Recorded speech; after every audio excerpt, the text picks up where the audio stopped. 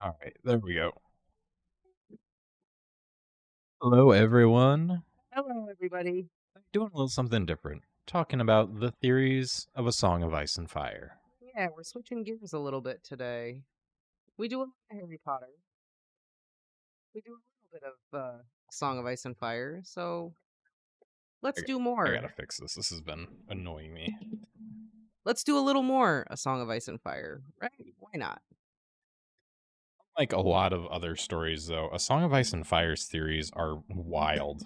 Some of them. Like, some of them make sense, but for the most part, the theories are just absolutely bonkers. Some of them are real crazy, but part of that is because the series is not finished and people have had literally like 12 years to think about things. And when you have 12 years to think about things,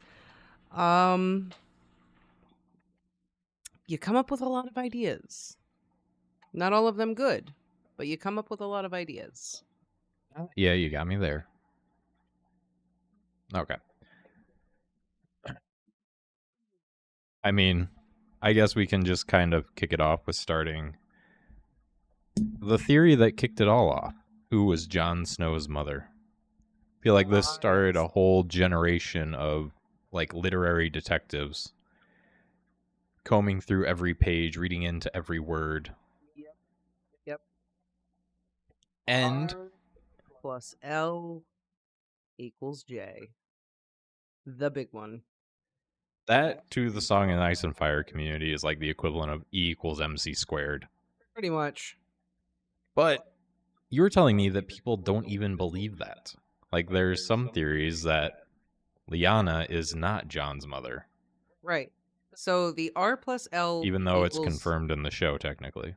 It is confirmed in the show. So basically, the R plus L equals J theory is technically still a theory because it hasn't been confirmed in the books, but it's pretty much true. Everybody knows it's true. We're just waiting for the confirmation in the text.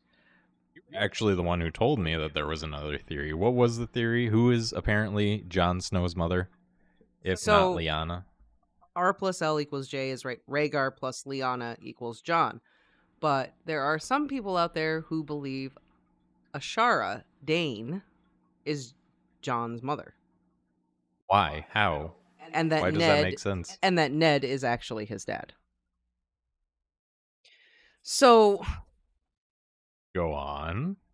There was a party that Ned and his brother went to, and Ashara also went to. And Ned really liked Ashara, but he was like too shy to talk to her. So she danced with Brandon, right? That's his brother's name? Yeah. All night. But the theory is that basically, like, she danced with Brandon all night and whatever, but she did dance with Ned at one point. And basically the idea is that Ned and Ashara had like a secret hookup because there was always kind of something there. And that Jon was conceived out of that. Is there any like proof from the text that whoever came up with this outrageous theory there provided? are some context clues that could lead you to think it, but they read a lot more like red herrings from Martin. Kind of like was trying to throw you off. Kind of like the Bagman and Crouch red herrings thing, you know, that's how it reads. He wanted you to think that Eddard was not faithful. Right. And that like that Ned was actually his dad. But then when you read into the text and like you read about Ned's memories of Lyanna and the whole thing about the tourney and blah blah blah, like it's very much there that Rhaegar and Lyanna are his parents.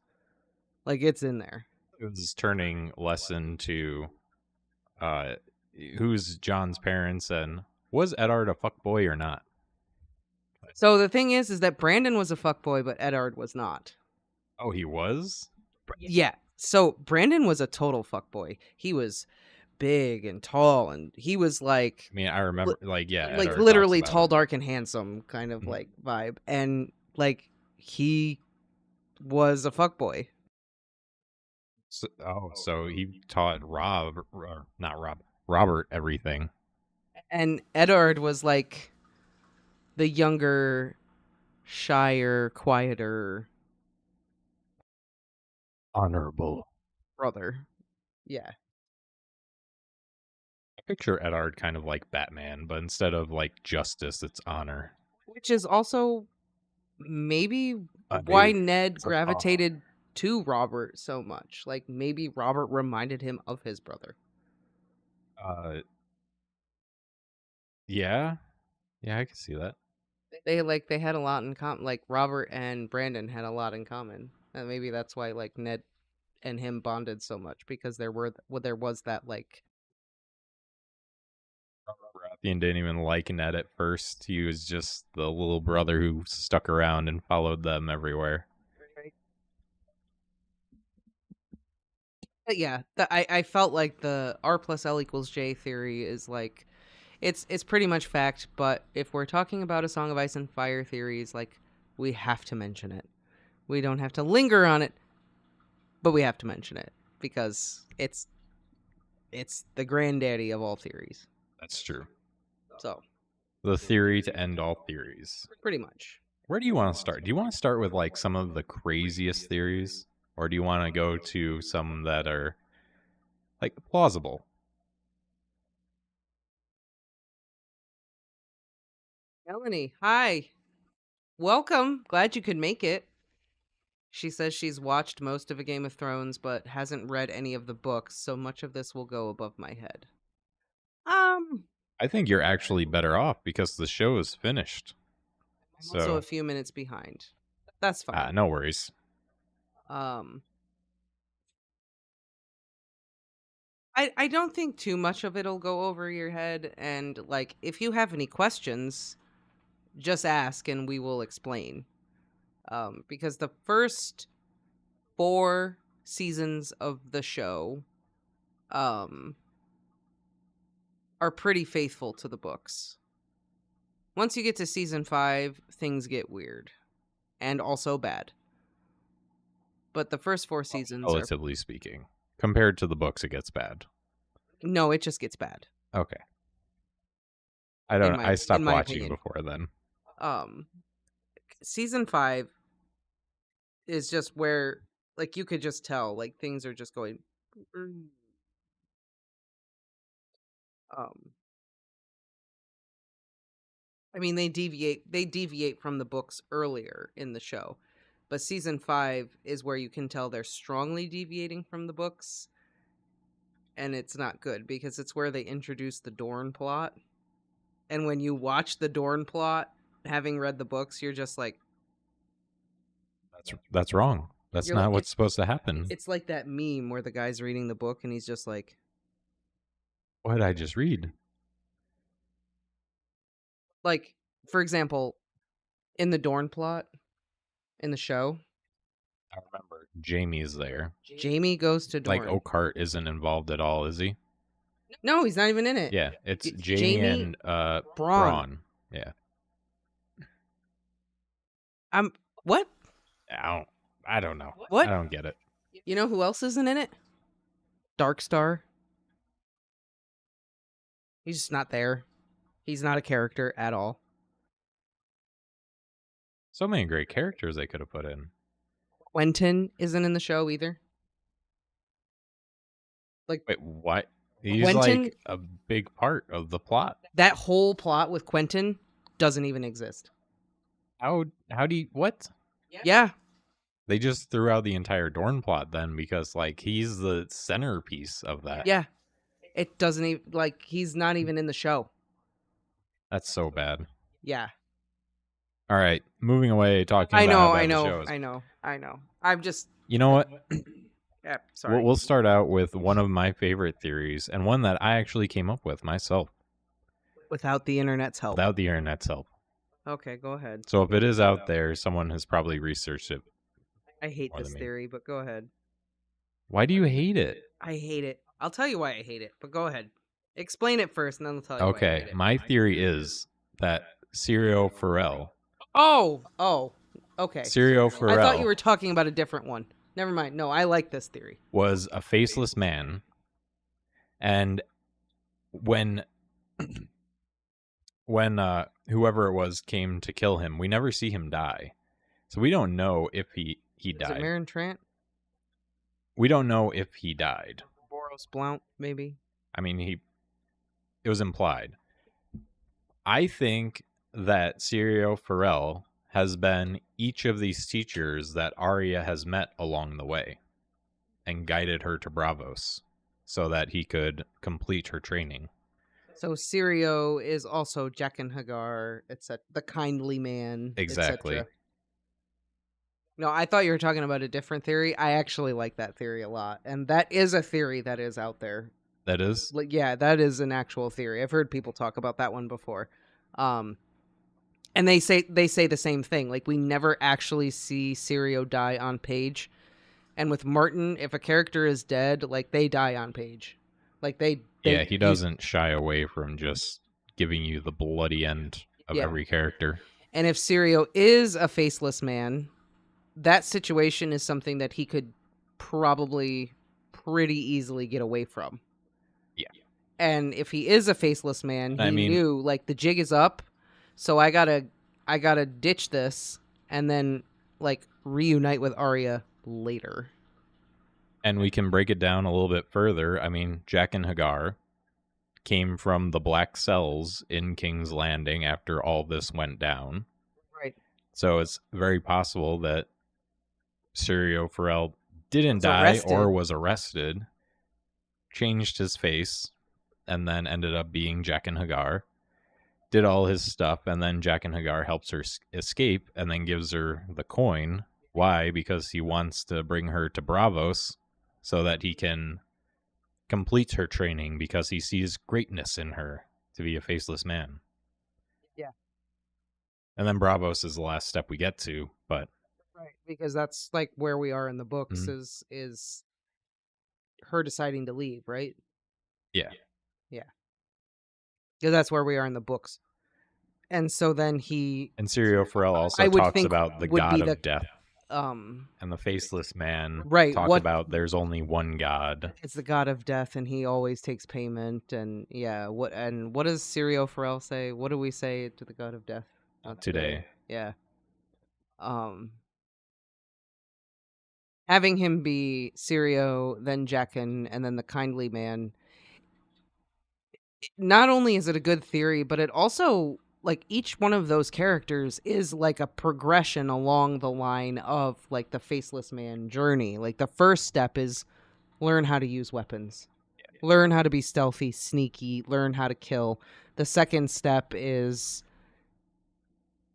you know, like, remove the humanity from it to be able to, like, give the order and disconnect the humanity from it.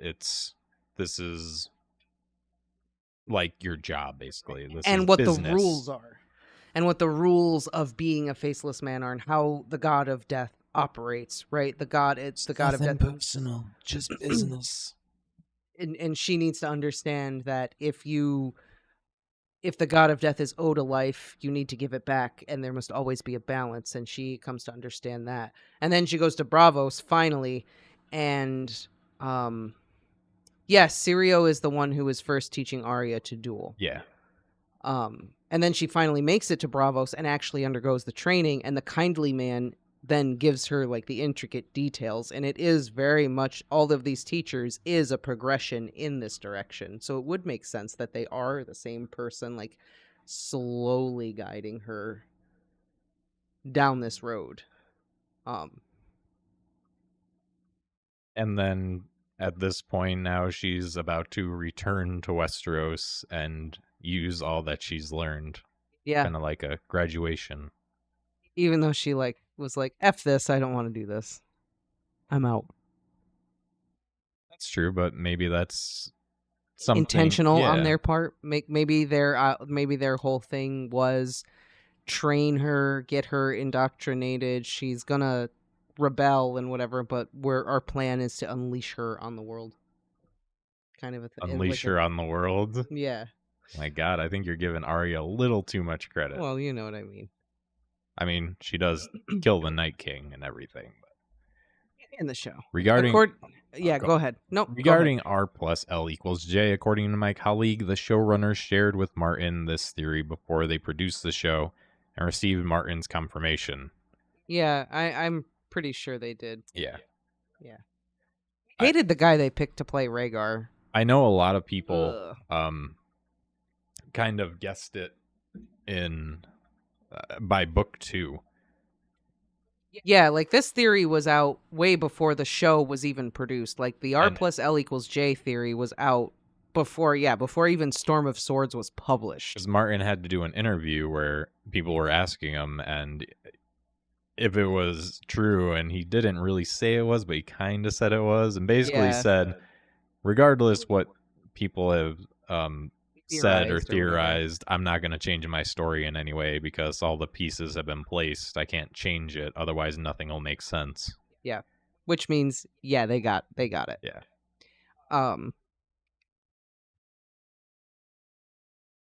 And it's Song of Ice and Fire. You have to have that person who's a mix of Targaryen and Stark. Yeah. Fire. Well, ice. You have the Targaryens, who are a product of millennia of blood, magic, dragon, fire stuff. And then you have the Starks, who supposedly have the blood of the White Walkers and blah, blah, blah. So you have to have somebody who is the amalgamation of both. And why wouldn't it be the very in hindsight, he is very much obviously like the hero of the story. He is the Harry Potter of the books. But Martin does write it in a way that it is still very original, very fresh, and very compelling. You don't know. It's not really like anything confirmed. Yeah. And if you're not like trying to figure it out, it's not given away. No.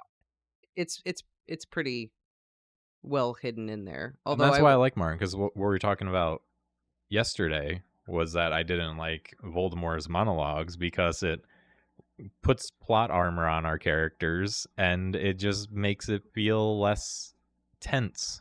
Like there's no sense of danger. But Martin doesn't give away who the main character is, so you never know who has plot armor and anyone can die. That's one of the reasons I really like it. I do think, though, as you go through the books and as you read them and as the story progresses, you definitely get a sense of who the main players are. And like I think you have a central main character, but I think Martin's story is far more sprawling in that you have multiple main characters. And speaking of multiple main characters, the dragon has 3 heads. So the dragon's colors are black, white, and green, right? So Danny, the actual dragon. We're talking about the book.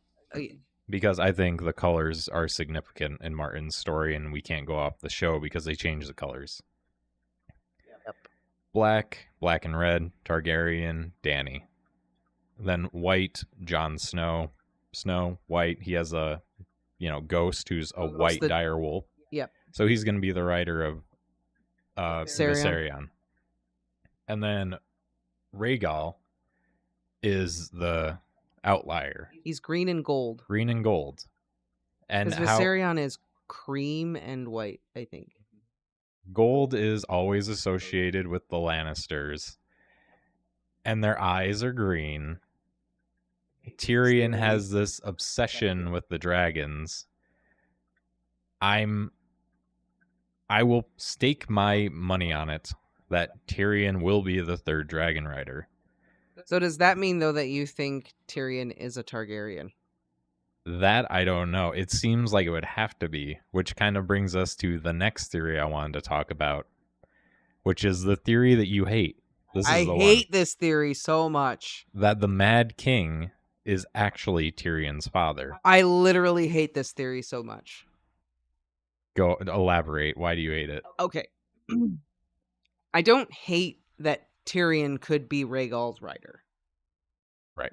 I think Jon Snow being Viserion's writer also makes sense, because if you think about it, if in the books what happens in the show happens in the books, and like Viserion is killed and then resurrected by the White Walkers, and then Jon Snow is also resurrected and has like this White Walker like vibe, it would make sense that he would ride Viserion. Like, it just makes sense that they would go together. Exactly. An ice dragon along with a Targaryen and a White Walker hybrid rider. Stark. Yeah. That would, like, Drogon, Dany, Viserion, Jon, like, that makes a lot of sense.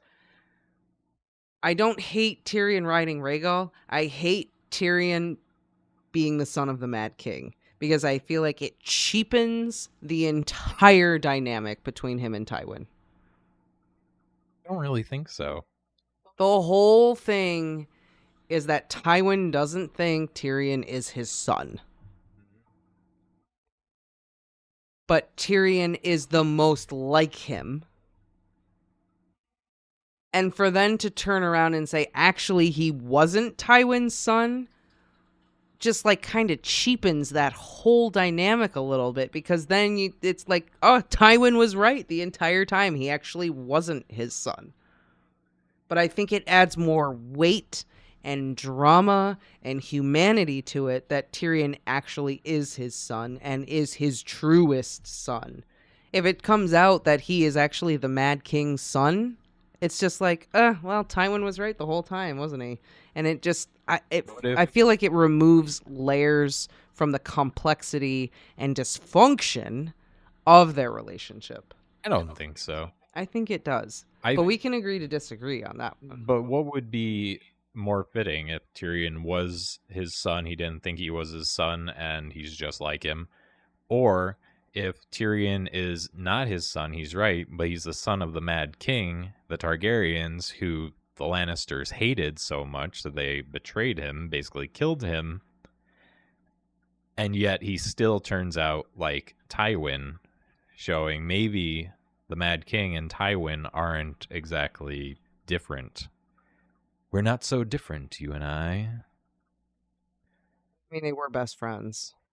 Haven't watched the TV show. What do you think will happen to Arya and Sansa in 6? Will the Stark children get together again? I don't know. I think they will get together at some point in time. I think the Stark children will reunite at some point. Don't know what it looks like, but I do think they will. I think we will.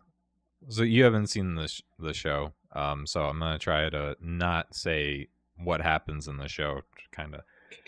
But we see Sansa going through this like transformation where she's becoming less naive. Peter Baelish is kind of, I don't want to say grooming, but molding her into this political manipulator. He's basically teaching her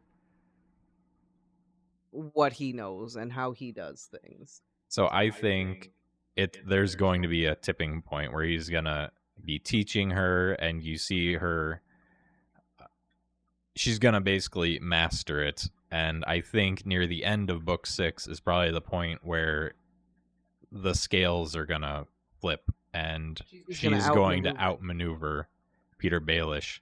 She's gonna see all these things and put the pieces together of what happened previously and realize, oh, you've been doing this all along. Yeah.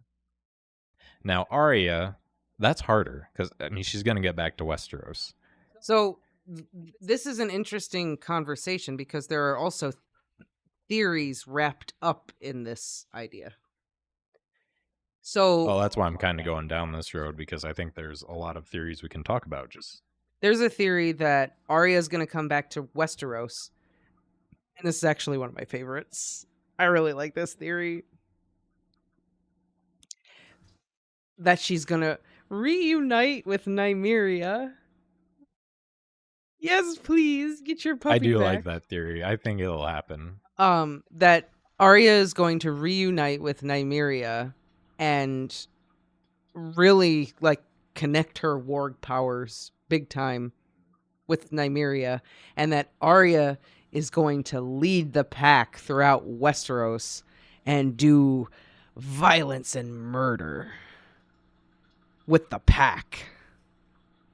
I can definitely see that because I think again, I think we'll probably see that over the course of book 6. I think it'll probably be at the end of book 6 where maybe the Starks will get back together because we'll probably have that moment. Sansa's going north. We have Stannis coming down to Winterfell to fight the Boltons. John's going to be we know John's going to come back. Yeah, John's gonna get resurrected. There are a lot of theories. Actually, maybe we'll talk about those next, like how he's going to come back, because there's disputes about how he's going to come back. Yep. So he's going to come down and probably attack Winterfell and help Stannis. And Arya is going back, and I think it's going to be her return home. So whatever happens. Also, if you buy into the Grand Northern Conspiracy theory, Rickon will also be coming back. Rickon, I thought Rickon's supposed to die. Well, that's a show. But the Grand Northern Conspiracy theory basically says that all the Northern Lords are conspiring against the Boltons to bring Rickon Stark back from Skagos to put in Winterfell, because there must always be a Stark in Winterfell, and they know he's out there. That's why Davos is going to get him. And that's the whole Grand Northern Conspiracy, is that they're going to bring Rickon Stark back, and that they're all going to say, F you, Boltons. Here is the last surviving Stark. You no longer own Winterfell. GTFO. Yeah. So if that actually happens, then you have Rickon in Winterfell. Sansa's on her way. Jon will be resurrected. Nymeria and Arya are going to wiggle their way up there. So this is a very roundabout way of saying, I think at the end of book 6 will probably be the moment where everyone is brought back together. I think they're going to come back together in this grand battle of Winterfell and like retake it from the Boltons. I hope, at least. I think that would be an awesome battle scene.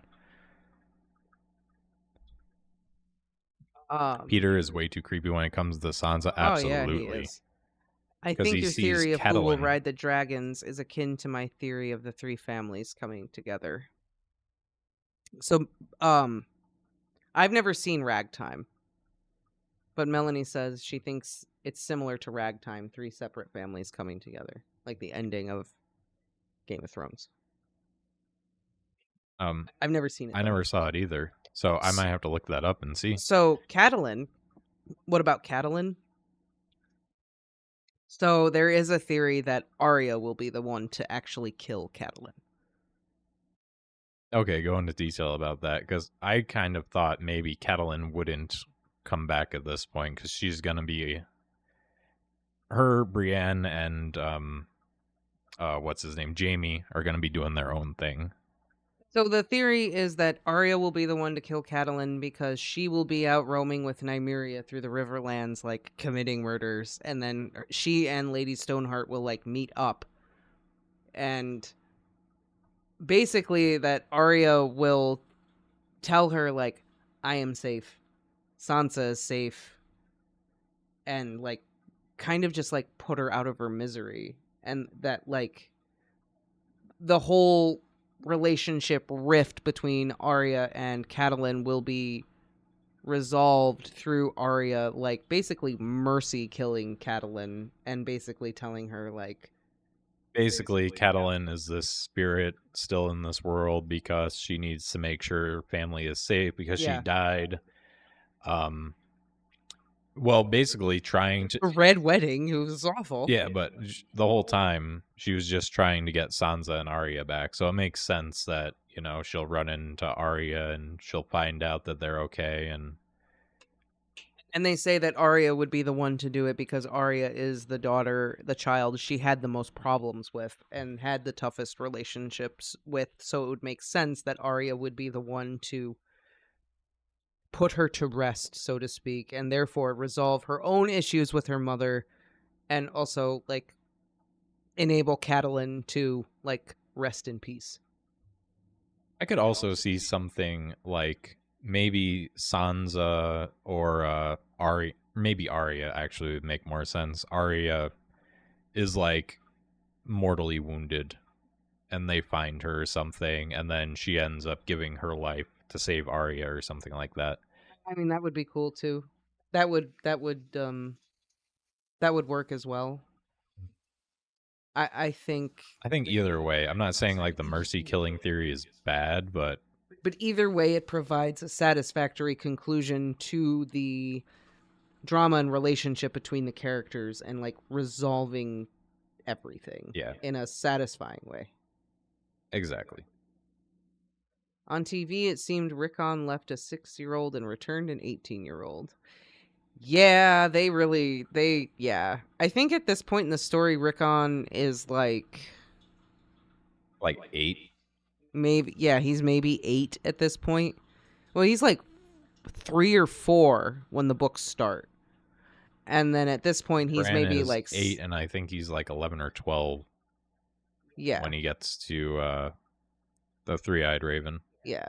So Rickon is still like very much a kid living on Skagos, this island, which is also not in the TV show at all. Saying. I didn't watch the TV show, so I don't know. You saw what happened to Rickon in the show, right? No. Ramsay Bolton kills him. Oh, okay. At the battle of the right before the Battle of the Bastards or something. It's actually really awful. It's so stupid. We can succinct, I guess. It's so dumb. There's no reason for Rickon to even be there.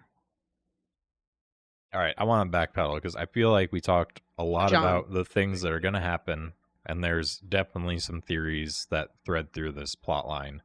So let's talk about Jon. Because, I mean, the number one theory is that Melisandre is there. She's just going to do her little magic, and poof, Jon's okay. Yeah, she's going to resurrect him. But yeah, you know more about this theory. There's a theory that he's going, his soul warged into Ghost. Yeah. So the idea is that when Jon was murdered, he warged into Ghost, so he's not actually dead. And he will be in Ghost until Melisandre resurrects him. And then Melisandre will resurrect him, and he will be changed as a result of having been inside of Ghost for however long, and then whatever the consequences are of the resurrection. Because usually the consequence of the resurrection is just like your body doesn't rejuvenate, so the longer you're dead, the more decomposed you are, and you're basically a zombie. Yeah. Good thing it's cold in the north. It also depends on the circumstance. Like, Beric Dondarrion has been resurrected how many times? And he's like 4 or 5. Yeah, and he's like missing the eye. He had stabbed in the chest. Yeah, he's like not pretty to look at, but he's kind of the same guy, more or less. Yeah. Because he like was spirit-wise, personality, but he was resurrected very quickly after his death. Like Thoros was just like boom, boom, boom. And then you have Catelyn, who is Catelyn, however, like was murdered and then floated down a river for however many days. 2 days. And then she was resurrected, and she's not the same person anymore. That's the thing. I think she is. She's like a more extreme version of herself. Like she is, but she's like herself taken up to like 20. Yeah, but she watched her family murdered. That's what I'm saying. She's herself, but it's she's like kind of lost taken it up a notch. So the idea is that Jon will be resurrected, and he will not be the same. He will be much more animalistic. because of the time he spent inside of Ghost, because they're assuming he's going to be inside of Ghost for a while. And then he will come out just being colder and more fierce.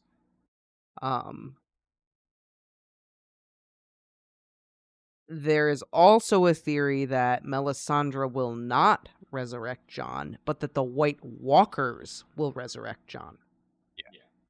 And the idea about the White Walkers resurrecting Jon is that the White Walkers will resurrect Jon and he will become the new Night's King. Yeah. And he will be the leader of the White Walkers. Because in the books, there's never... The Night's King is never really spoken about. Well, not confirmed. I think there are like myths surrounding a Night's King and everything. It's like we an don't old actually, man story. We don't actually see him. No.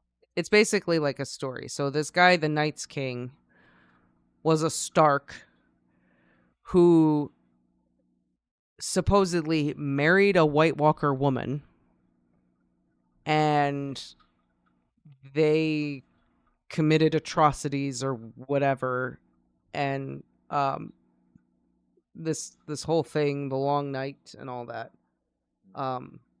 and basically the other Stark that was in Winterfell had to go and kill the Night's King and stop him from doing what he was doing.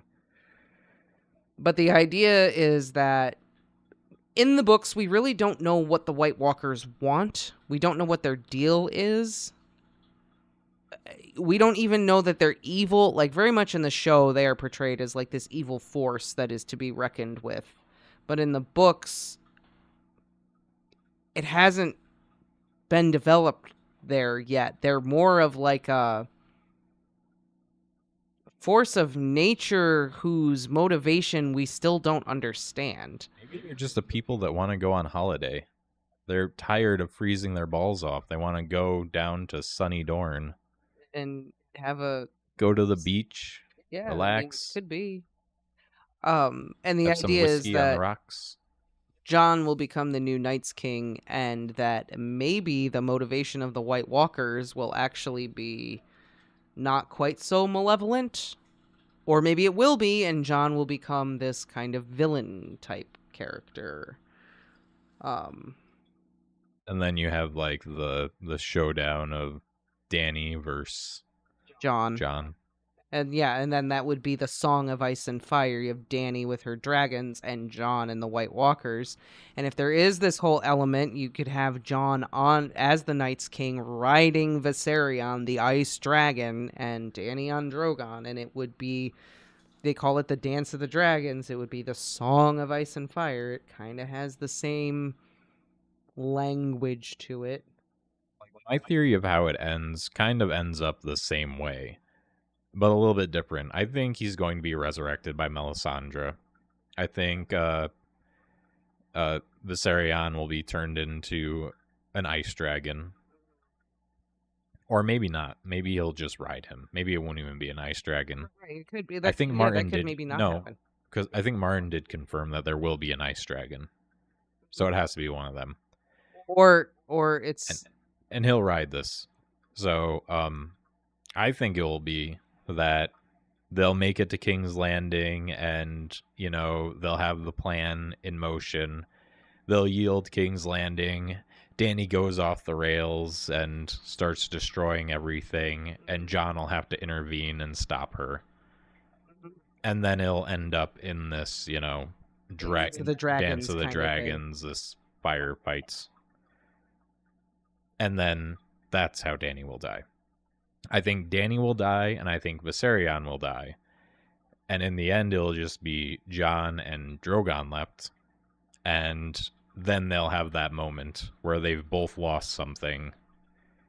And they just have that moment of, it's not worth it. And Drogon takes Dany off. To do whatever. Yeah. Which I think would be a much better ending than the walk up to her and stab her. Yeah. I think... Although it was such a cool scene to see him, like, melt the throne. It was.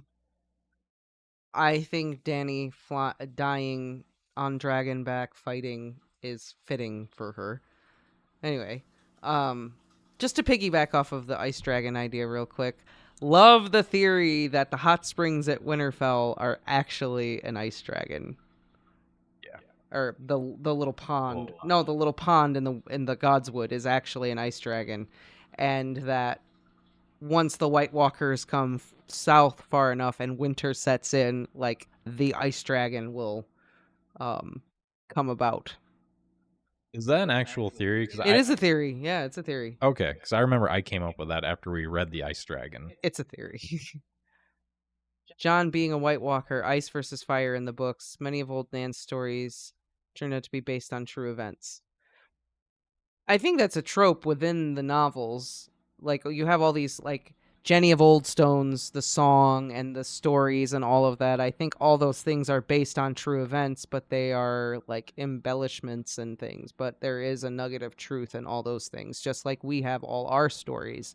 But there is, like, a nugget of truth in all of them. Like, the story of the Night's King, like, that shit went down. Maybe not how Old Nan said it, but that shit went down. I still want Martin, if he does any spin-offs, I just want an Old Nan's Tales. He needs to do that. That'd be great. That'd be a great show. But to elaborate on the Ice Dragon thing, that theory really comes from Martin's attempt at a children's book called The Ice Dragon, where it definitely takes inspiration from the world of A Song of Ice and Fire in Westeros, even though it isn't. Listen to our audiobook of it. But basically, just saying, we read an audiobook of it. There's this ice dragon, and in the end, it ends up perishing and becomes this pond. And the girl in the book describes the pond as always cold. Yeah. And then there's this pond at Winterfell that's described as always cold, no matter what, even though there's hot springs around. Yep. So I didn't realize this was a theory because I actually came up with this theory myself too. So apparently great minds think alike. That the hot springs keep the dragon from basically rising, like back during the time of like the Children of the Forest, the Long Night, they had to like trap this dragon, and they like trapped it in these hot springs so that it would melt and it couldn't rise, and that's how they were able to push the White Walkers back. Yeah, and when the White Walkers come back, they're going to freeze the hot springs, and from this the ice dragon spring, will pop out. Yeah. And then I don't know how it would play into it, but I do know that the crypts of Winterfell. Yeah, I was just gonna bring up the crypts of Winterfell, because there is a whole thing about the crypts of Winterfell and how, like, the bones of the Starks must be buried in the crypts. Yeah. And that there is some kind of, like, defense or something that the crypts contain or whatever, that there's something about the Stark bones protecting. And it's the same thing, like there must always be a Stark in Winterfell. Why? Yeah. To protect you from the White Walkers, because I think, and this is also a theory, the Starks way back when have some White Walker blood running through their veins, but made some kind of truce or treaty or pact with the White Walkers. And part of that pact was that there would always be a Stark in Winterfell. Yeah. And now we see... Now there isn't. And I think the fact that there isn't is going to play into the greater White Walker plot, because part of that truce or whatever was that there would always be a Stark in Winterfell. And some kind of something has to happen with Jon or whatever Jon is going to have to like broker the treaty somehow or something. It's appropriate how it ended, because right now is when there is no longer a Stark in Winterfell. So next chapter, you're going to see the White Walkers move in. I don't think it's any coincidence that now that Ramsay Bolton has taken over and they're gonna come. All the Starks are out of Winterfell, that they'll come. Yeah. Like the And also, spell or whatever has been broken. did Rob's bones get buried at Winterfell? Were they sent back to Winterfell? No, I don't think so, because the phrase like stitched Grey Wind's head to his corpse and they like paraded him around. Yeah, I Like remember that, they but totally like desecrated his body. There's no way that Rob's corpse bones ended up back at Winterfell, but I don't even think Ned's bones haven't made it to Winterfell either, have they? Are they even Ned's bones? we don't know. Are they even I Ned's think it bones? was left as a mystery. They were on their way, Yeah, we never get confirmation though that they made it. That's right. so maybe it'll be the White Walkers come in, and the next winter comes, and Rob's bones are going to rise, and he'll kill Walder Frey. Or something. Yeah, That'd be fucking cool, actually. it If would like be. Rob, dude, if it was the reanimated corpse of Rob Stark with Grey Wind's fucking head on him, and he murders him, that would be some cool shit. That would actually be That pretty would be awesome. awesome. Yeah, that'd be so cool. I Oh my never thought god. about that theory before, but I like it now. Yeah, I like it too. That's cool. I like that. All the rumors about him being part wolf, and Yeah, it he would be could like true. transform. Yeah. Yeah, it'd be really true. He's like this monster thing. That'd be so cool. Yeah, Martin wanted to I do a like that nice idea. little like horror chapter like they tried to do with the Battle of Winterfell. That would be great. That would be awesome.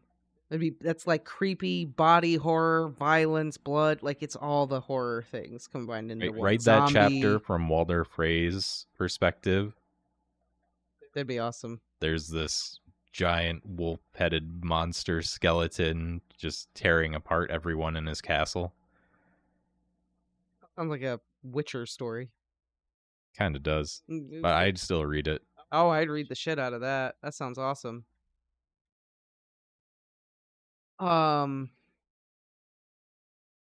There's also the theory that, I mean, there are like so many Azor Ahai theories. I don't even know if we want to get into that because that's like a convoluted, like, Dany is Azor Ahai, Jon is Azor Ahai, and there's so much evidence for either of them. I think we got to get into it a little bit. Before we go there. We're doing like the best and worst theories. We're kind of doing like the best theories right now. Oh, but we should get in there. I remember in Fire and Blood, Aegon and his sister visited Winterfell on their dragons. Maybe her dragon laid an egg. That's also something that they've theorized, that they laid an egg in the crypts of Winterfell. And that there's like an egg in there and it's going to hatch. Yeah. Good Queen Alysanne also ended up at Winterfell, but her dragon would not go beyond the wall, so she like hung out at Winterfell. So it could have been Silverwing that laid an egg. Before we get into the Azor Ahai thing, because there's like so much about the Azor Ahai thing, like it's huge. Let's not go there just yet. What about the theory that the Doom of Valyria was an inside job? I mean, I kind of believe it, because when you look at the Targaryen past, like, Aegon knew something was up. That's why he went to Dragonstone. Well, he didn't go to Dragonstone, his dad did. Because his great-grandfather or something. It wasn't Aegon. It was like, oh my god.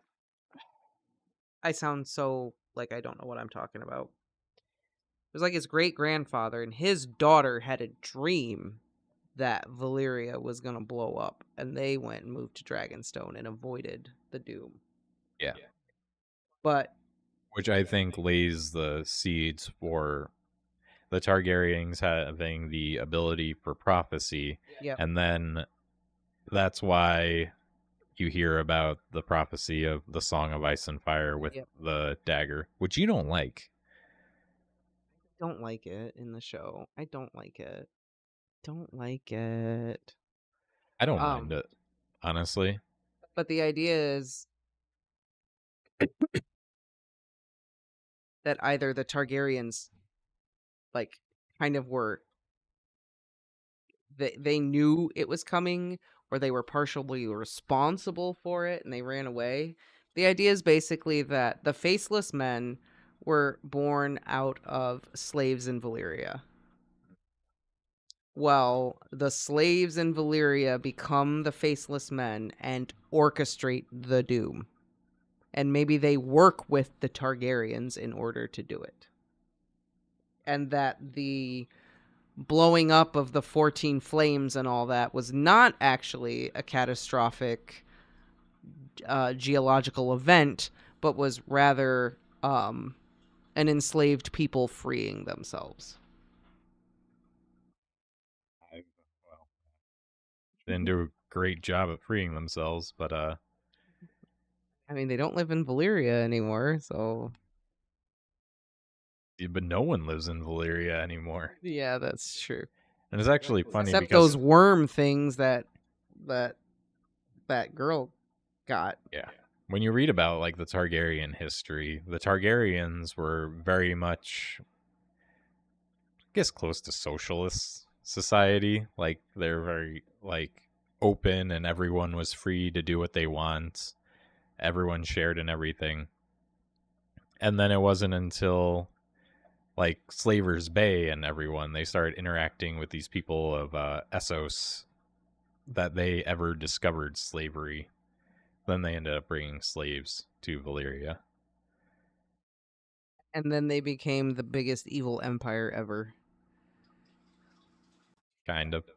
Well, Valyria, they talk about like there's stories about how like they had slave women breed with dogs and all kinds of things to do like weird blood magic, and that's part of why the Targaryens have the dragon babies is because they did some weird interbreeding blood magic stuff, and that's why the Targaryens have the blood of the dragon.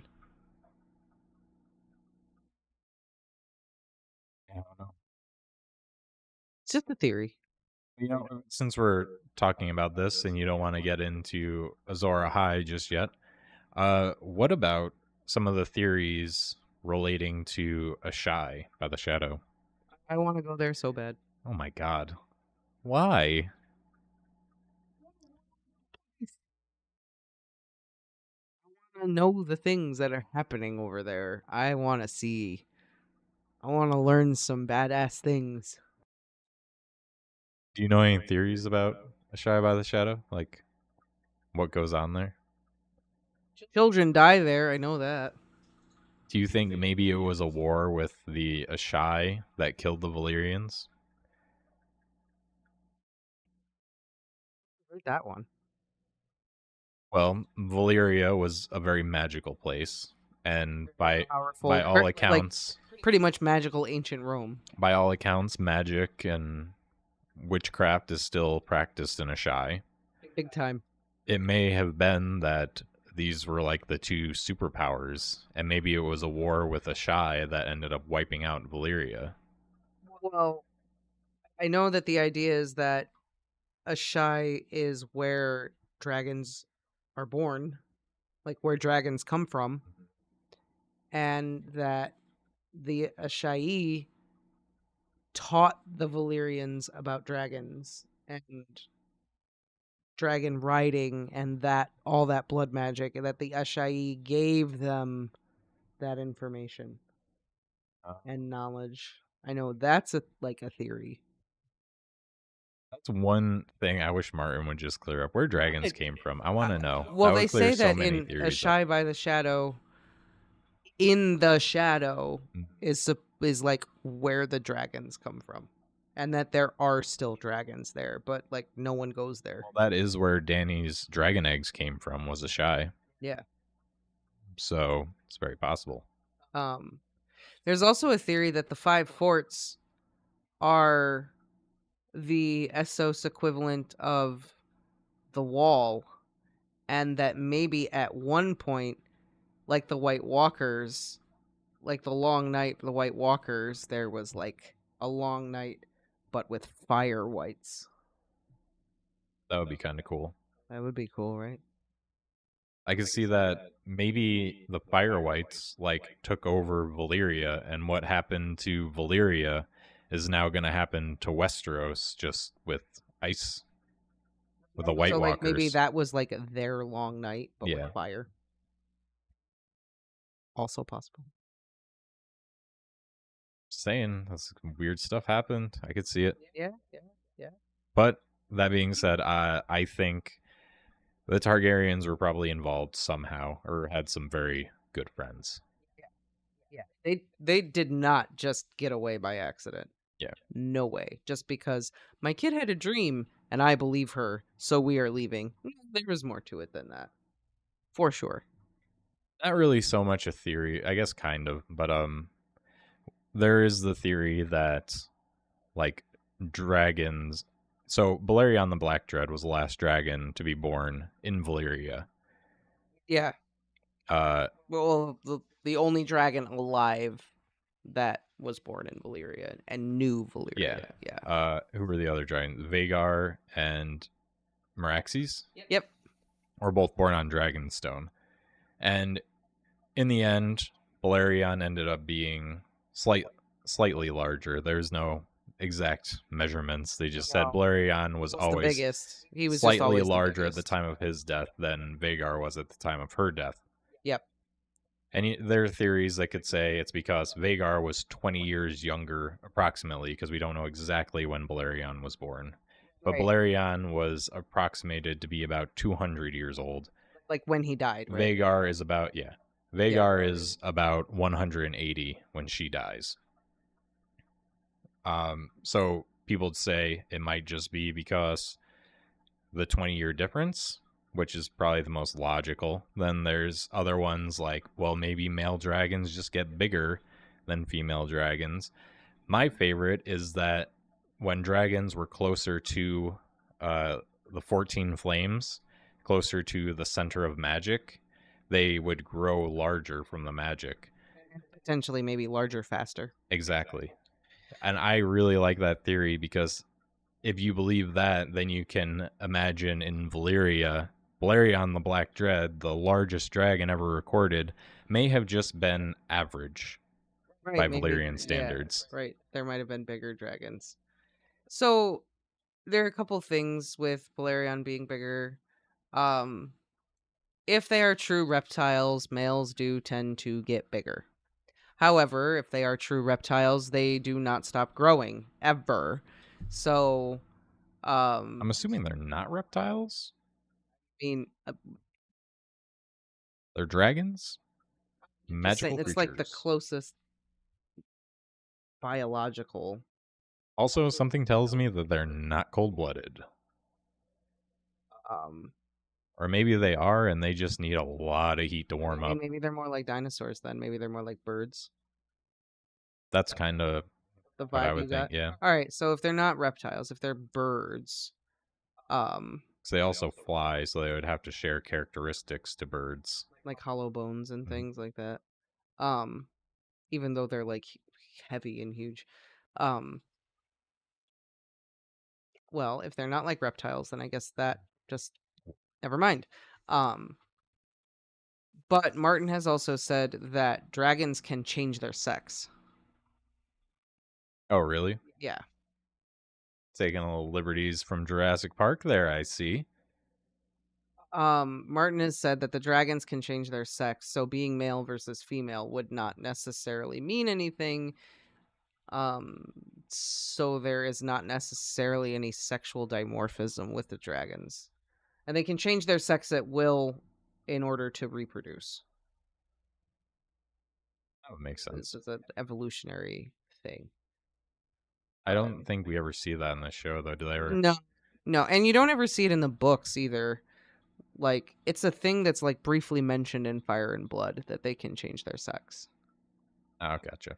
I also think that parthenogenesis is mentioned at one point with dragons, but I could also not be remembering correctly. But think that um I think parthenogenesis is also a thing with the dragons. Okay. Now we kind of got off topic with the I know.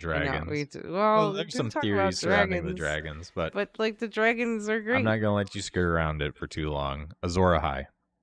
There's a lot of theories about Azor Ahai. Hello, Dennis. Oh, Dennis said the best thing about Game of Thrones was the incest. Not gonna lie. Hey man, I'm not gonna yuck your Dude, yums. and then he just goes, "I'm going. Bye. I just wanted to say hi." Like, you can't. You're gonna just say that and then leave? Jesus Christ. Okay. I mean, I won't yuck your yum, I guess. Like,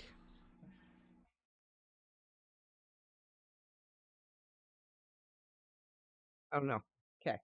Why go down the street when you can go across the hall, I right? guess so. Just ask the Targaryens and the Lannisters.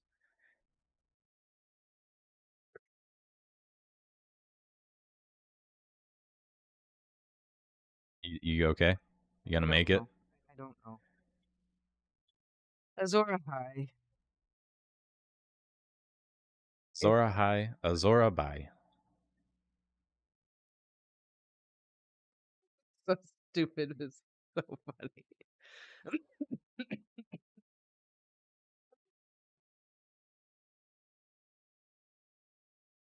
So there are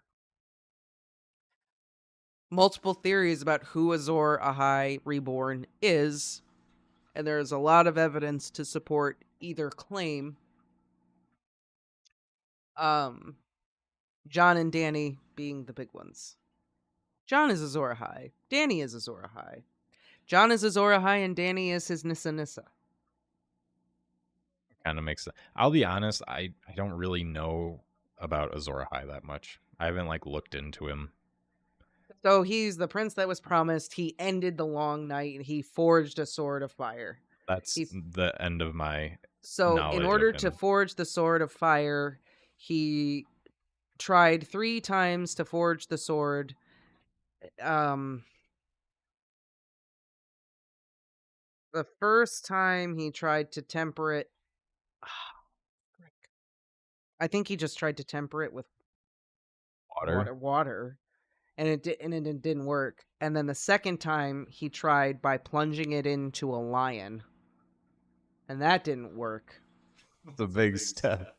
Well, then, water didn't work, but I do have this lion. And then the third time he plunged the sword into the heart A dragon? of his true love, Nissa Nissa. She sacrificed herself so that he could create this sword of flame to save the world. Oh. So he plunges the sword into the heart of Nissa Nissa, and that creates the flame sword with which he is able to end the long night. And I don't even think I have. It's a very like Stannis is Azor Ahai. Everyone well, knows there is that. also the idea that Stannis actually is Azor Ahai. And the whole idea is that Jon is Azor Ahai. I don't even think I need to get into like any details other than the act of killing Nissa Nissa, his true love is the death of duty, right? Duty over love. Azor Ahai chooses duty, the thing, saving the world over his true love, and just. So that's like, I mean, there's a lot of other evidence, but they theorize that Dany will be his Nissa Nissa, which would kind of make sense for the ending. Well, there's also the evidence that I can't think of her name right now. The Red Priestess, Melisandre. I wanted to say Mary's Mazdul, but that's Mary Mazdur. Yeah, but obviously that's not her. They different. Real quick. She saw in the flame. Melanie, parthenogenesis is when a female reptile lays eggs and gives birth without a male present at all. It's actually just an article about that. It was the first recorded virgin birth of a crocodile. Yeah, the eggs weren't viable, but I did see that. So parthenogenesis is basically when a female has a virgin birth. But it is an actual documented, recorded scientific phenomenon. They call it parthenogenesis, and it usually only occurs with reptiles. I think amphibians can do it too. I think amphibians can do it too. There was a reticulated python at a zoo who did it a couple years ago, and I believe some of her eggs were viable. Anyway, sorry, I just wanted to answer her Anyway, question. I think it makes sense that John would be it because Melisandre sees in the flames that Stannis may have only been what would bring her to Azor Ahai. And now she sees John as Azor Ahai. That's why she didn't go with Stannis and stayed back at the wall with John. Right. She says, like, I just keep seeing snow. The Exactly. flames keep saying snow. Stannis was the journey, not the destination. Exactly. Poor dude. Which would make sense that John would have to be resurrected and he'll come back as Azor Ahai. Yeah. And then he'll have to go save Stannis. Then, fight the Night's King, if there is a Night's King. I assume there will be. There is supposedly a great other, but we don't know who that is, what that is. Yeah, I don't know. We don't know. There's just no information. I mean, there's theories about it. I don't know too much about them, but there's theories about it. And then, however, Euron fits into it. Because it doesn't matter if you've seen the show. Like, I don't know. I cannot get anything from his story. Because he is a totally different person in the show than he is in the books. Oh my god, he's not even the same. I guess I have to correct myself. You saw me in the other live stream where I said I think that everyone ends up where they should, but their journey is going to be different in the book. Maybe not Euron. I think everything about him is going to be different. Yeah.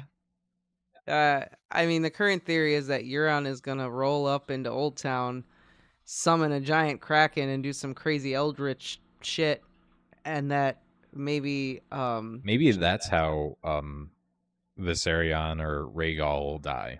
Instead of like with the Iron Fleet, maybe he's gonna get snatched up by the Kraken. Or that Euron is going to use Dragonbinder and steal one of her dragons, and he might be the third head. Or that he's going to show up and do some shit, and then out of nowhere, Gerald Hightower is just going to do some magic and wreck his shit.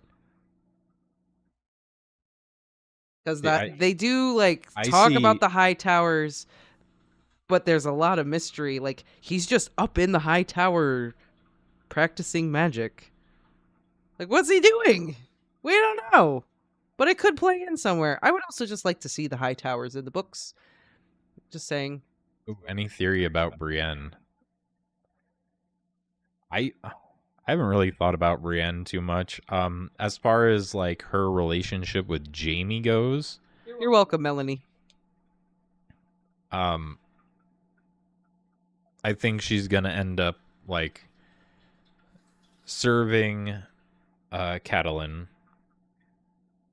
Maybe Arya will end up killing her. Oh, that'd be crazy. Like she's so loyal that she ends up serving Catelyn and doing kind of bad things. Yeah, that's kind of where I see her going. I think she will like spare Jaime. Get him out of it somehow. Yeah. Like get Jaime out of the situation somehow. Brienne will have to be like subservient and do some crazy wicked shit. And so will Jaime to prove his loyalty or something like that. Yeah. That'd be cool. And then I think more or less Brienne's story is going to go the way of the show where I think Brienne and Jaime will like fall in love. I think Jaime will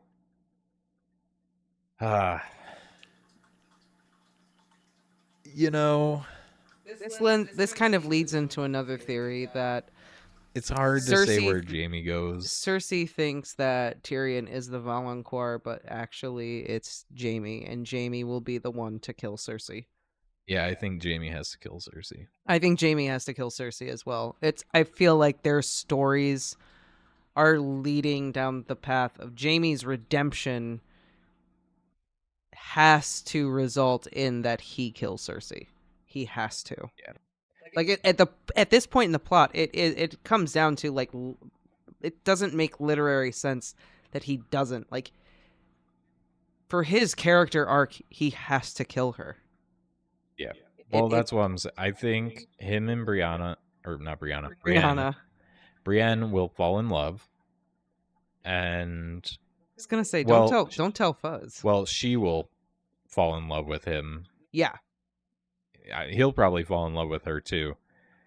But then he'll choose basically duty over love. I think he's going to end up leaving in the night or something, just like he did. Yeah. And he's going to go back to Cersei. And it's going to be this moment where it seems like he chose her out of love, but then he's going to be the one to kill her.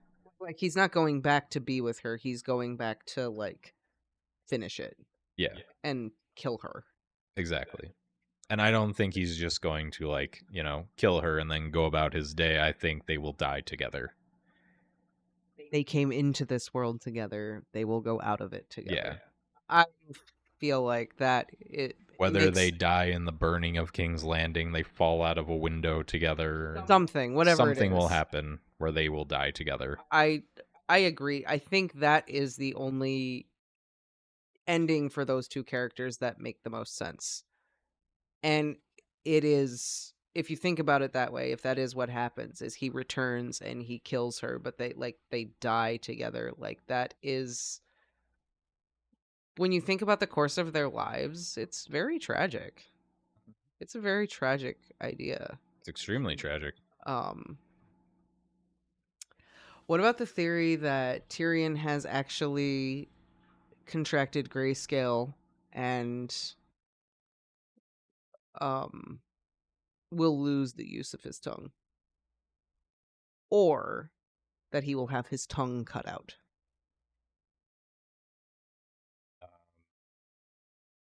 That man cannot catch a break, just losing limb after limb. But after he has become this, like, awful villain character and done, like, awful shit.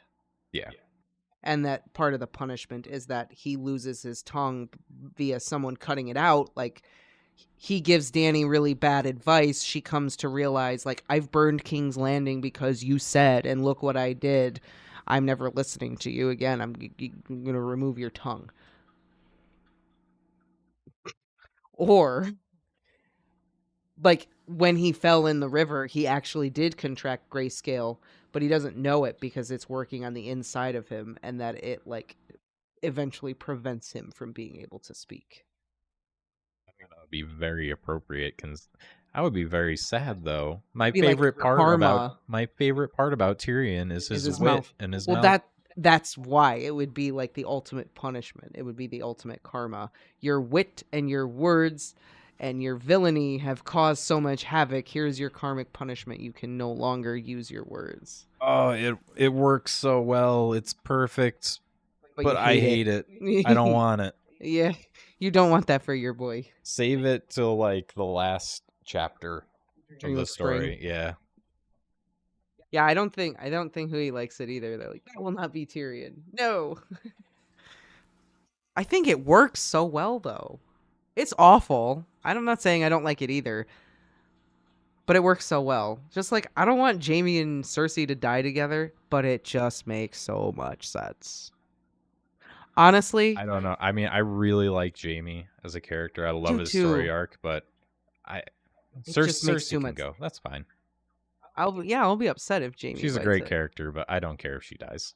As far as characters dying go, as long as Drogon and Ghost do not die, I will be okay. Everyone else can die, because honestly, one of my favorite characters has already died, and it hurt me to the bone. I'm still sad about it to this day. I'm still not over it. So, just please spare Ghost and Drogon. Give me that, because you already killed, like, my favorite character. And I already know one of my other favorite characters is probably gonna die. Most likely gonna die. I don't see how they make it out alive. So just give me Ghost and give me Drogon. All right, since we're on Tyrion, the grayscale thing I really don't know about. I I kind of like the theory that he swallowed it, so he's going to start, Turning to stone from the inside yeah, out. I know, I think that's so cool. Ow. I just like that idea that he's just slowly, and it would also enhance his descent into villainy and madness because grayscale does kind of make you go a little that's Fruit true. Loopy after a while. And it kind of is a physical manifestation of his whole like character development. He's slowly becoming the hardening, corrupt person. But so as far as series go, what do you think is going to be the end game for Tyrion? Since we're on Tyrion, do you think he's going to become this evil manipulator who convinces Dany to burn down King's Landing? Do you Yeah. think he's going to like say, maybe she'll have his tongue cut out and then banished and he goes over to Euron and then he helps Euron like do his thing or something?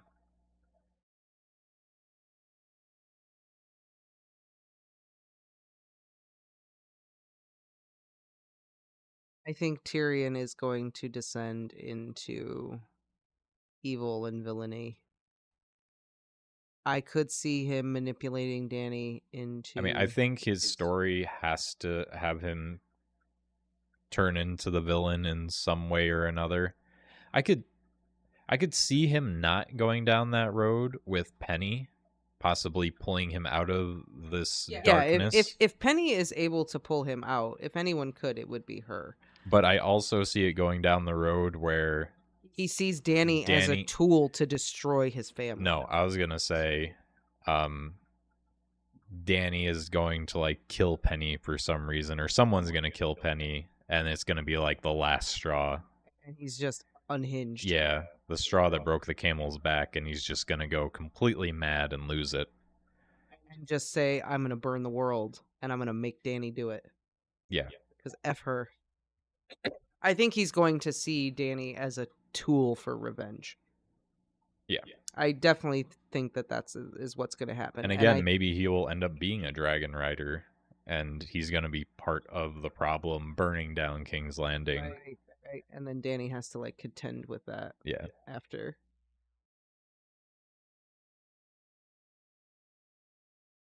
I feel like his story ends with him dying being the monkey demon that everyone said he was. Because he just self-fulfillingly prophesies himself all the way down into that awfulness. And becomes one of the greatest villains ever written for that reason. But he throughout, it's like the hints are there in the books. He wants everyone to like him, and no matter how much good he does, they still call him the monkey demon or the monster, whatever. And it just eats at him and eats at him, and there's just this slow descent into evil, and it's just catapulted by him murdering Tywin and all everything else that's going on, that you gotta go full circle with it. And I don't think it ends well for Tyrion. I don't think so. I think Whatever that looks like. I think he's gonna make it through. I think he could potentially make it through, but that doesn't mean he. Or if this is Martin, Wait, real quick, who is your favorite character? I have a few. I don't know if I have like a I favorite. think they're referring to your favorite character that died, who I could answer, Oh. but you can go ahead. No, you can answer. Tywin. Tywin is my favorite character that died. I'm still sad about it. I miss him all the time. Tyrion will find his first wife and live happily ever after. I wish. In any other story, any other author, yeah. Tysha would take him back.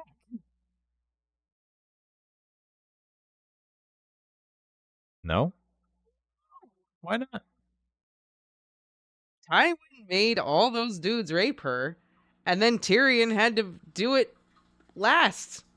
I don't think she'd want anything to do with that noise. Yeah, but now Tywin's dead, you know?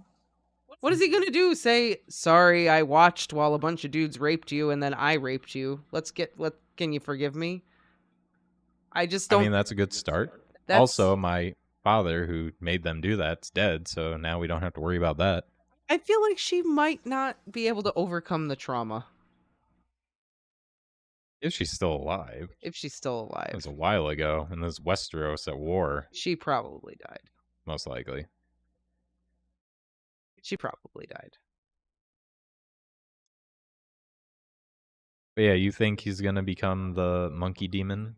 I think it's very, very possible that he becomes the epitome of what everyone thinks of him. Or will he become the Monkey King? Be the Wukong? All I'm thinking about is the golden monkey now from his Dark Materials. Monkey. Golden monkey. I mean, in Chinese mythology, Wukong's the Monkey King. And I'm pretty sure he's like the King of Mischief or something like that. And it's actually appropriate because Tyrion is that. There is a monkey demon in Chinese mythology as well. Oh, okay. Yeah. There actually I watched a video one time where they talked about Tyrion being this like monkey demon character based off of this mythology and like connecting all the dots and saying like this is why Tyrion is the bad guy. Oh. Because this monkey demon is very good at like manipulating people and getting them to do what he wants, and it always is bad. Right, here's another theory actually. To kind of go with my whole he's going to go over to Euron's side. So, we're talking about the grayscale within him is going to like create Yeah, if that's his true, right. insides turn to stone. Hyper. All right, I just kind of pieced this together in my head, so hopefully this comes out in an eloquent way. So, Hit me, I'm ready. grayscale and everything is going to take over. Him and Penny are going to be with Dany. Something's going to happen where Dany ends up killing Penny or Penny dies. He absolutely loses his shit and has had enough with Dany and goes over to Euron's side. Because maybe she banishes him or maybe he just... Something happens where he like either can't take it anymore or... He just leaves and decides he's going to show her. He goes over to Euron's side. And ends up being like his advisor or something, ends up finding the horn, or maybe the horn of winter or something. And that's how he gets a dragon. And that's how he gets a dragon, because the grayscale protects his lungs. lungs and his throat and everything from, being burned alive like everyone else. And he blows dragon and he's binder, able to and he blow gets dragon Rhaegal. binder. Ooh, that'd be fucking awesome. That'd be badass. I'm on this. He will be the third rider. How it will be, I don't know. He kind of like has dragon dreams sometimes. That would be really cool. Mm-hmm. There's also a theory that the woman in Euron's dreams or whatever, the pale woman with the fire or whatever that he marries, the theory is either that he will marry Cersei or he will marry Dany. And Victarion is on his way right now, even though Victarion is like, I'm gonna marry Dany. Ho ho ho. You can't say no to me. I'm the guy. There's also a theory, like if we want to get into the weird part of Westeros, there's also a theory that the dusky woman that Victarion is sleeping with, that Euron wargs into her while Victarion is getting it on with her. Does that have any significance to the plot? Like, is there any point to that, or are they just? That's like, how he knows Victarion is gonna try to usurp and marry Dany, because he wargs into the dusky woman because Victarion tells her everything. That's weird. I wouldn't put it past Martin, but that's weird. Also wouldn't put it past Euron. I don't know. I like that theory that Tyrion's gonna develop grayscale from within. That Penny's enables him gonna to blow Dragonbinder. Penny's gonna die. He's gonna go over to Euron, and then he's gonna find out about Dragonbinder, and then he's gonna blow it. And because of the grayscale protecting his insides, he's able gonna to ride ride Rhaegal. Rhaegal, Bind Rhaegal to him or whatever. Or Rhaegal. and he will be the third head of the dragon. I actually like that idea. Hmm. I do like that idea. I like it better than he's the Mad King's son. That's why he's able to ride Rhaegal. I like this idea much, much more. I think this fits in all the. It fits better with his character, and it fits in with. I think it actually does fit better, even though it's a little wild. But I think it fits better. It's only wild because we don't know if he has the grayscale yet. Yeah, that's true. That's true. After it confirms the grayscale, you can come back here and say, hey, you were right. Yeah. I'm going to have to clip this part of the live stream just so once Winds of Winter comes out, when it happens, I can post it everywhere. And be said it. I said it. I called it, son. I knew it. I said it 10 years ago. I was right. I only waited 12, 13 years for the vindication, or however, whenever the freaking book comes out. But yeah, that's kind of where I theorize that Tyrion's gonna go. So what's the craziest theory you've heard?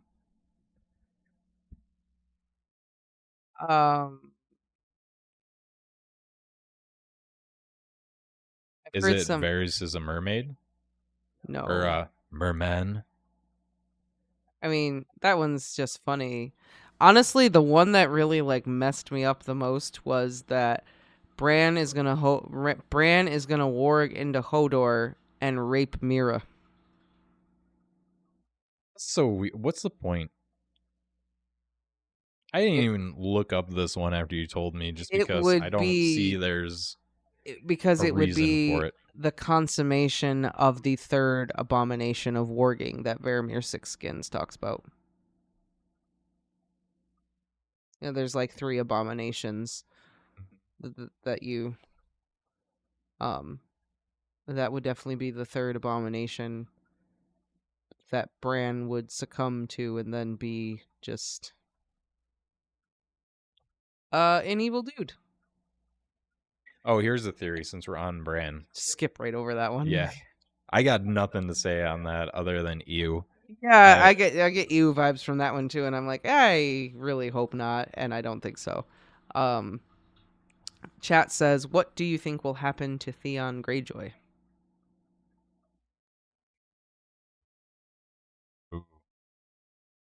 I think now he has escaped Winterfell with Jane Poole. There is one part of the show I liked. I kind of liked Theon's story arc. I think that was... I like how that ended for Theon. I think he had his redemption. He was an awful person. He paid the price. He basically lost the iron price, the flesh price. So I think Theon is going to escape. He's going to rescue Jane Poole. And I think he'll make it to the Watch.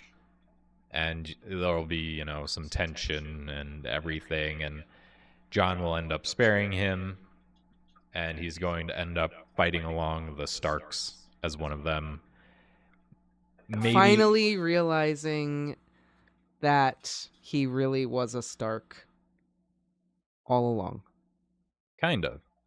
And I don't know. It's hard with Martin, because I think the most poetic way for it to end would be for him to survive the whole Battle of Winterfell and everything, and then end up fighting Euron and dying to Euron. But I see him more dying at the Battle of Winterfell. Fighting for and with the Starks. Yeah. Yeah. I think Theon is going to come full circle and realize, they did take me in. They did love me as their own, and I was always more Stark than I ever was Greyjoy. Because need to be that to the end. every Stark child had that like journey where they didn't feel like they belonged or they wanted to get out. Sansa didn't want to be at Winterfell. She She was, wanted to be in King's Landing and yeah, blah blah blah. and Now now all she she's wants. on her way back. Mhm. Arya never felt like she was a part of the family. She always felt like an outsider. And now she's come to terms with the fact that she is a Stark and she's going to find her way back. Jon Snow, same Always thing. wanted to be. But the thing that's interesting about Jon Snow is he always wanted to be a Stark, always wanted to have that. Stannis offers it up to him on a silver platter, and Jon is like, no, I cannot. Well, no. But I don't think his story arc's fully over. I think his is going to be different. It's going to be kind of a balancing act where His is different because he is the Song of Ice and Fire. Yeah. He's the prince that was promised potentially. Like, his story is bigger than maybe the rest of the Starks. And then we have Theon leaving Winterfell, and I think and destroying it. I mean, in the coming chapters, you're going to see him meet up with the Starks again, and he's going to realize that this was his real family all along, and then everyone's going to meet back up at Winterfell for the final battle, and I think he'll die there. Yeah. Having come to that realization, then he will die. I think it would be, like I said, I think it would be most poetic if he died against Euron, though. If he made it that far. It would be. It'd be but pretty Euron's rad. also headed up north, right? Because he was going. He's going to Old Town. Old Town? Okay. That's where Euron's going. Euron wants to go to Old Town. Okay. I thought maybe they'd meet up, but either way. I mean, maybe that's it. After. We don't know what's going to happen with Euron, but that's where he's going. He wants to go to Old Town. Theon is the one character where I'm pretty confident he will have somewhat of a happy ending. I do too, because God, no one's been through the shit as much as Theon. Maybe not like, happy, but honorable redemption. Honorable redemption and like release from the pain. Yeah. Oh my God, when the Starks see him, they're gonna be like, "Who the hell is that?" They're not. Who's that old dude, Jane Poole? And Jane Poole's gonna be like, "That's Theon, man." What? No. Theon, you're looking great, bud. You're looking just as good as Rob with Greywind sewed onto his neck. It's like going to that 10-year school reunion and that one guy who got hooked on drugs after he left comes back. It's like, oh, how are things? Yeah. You're looking alive.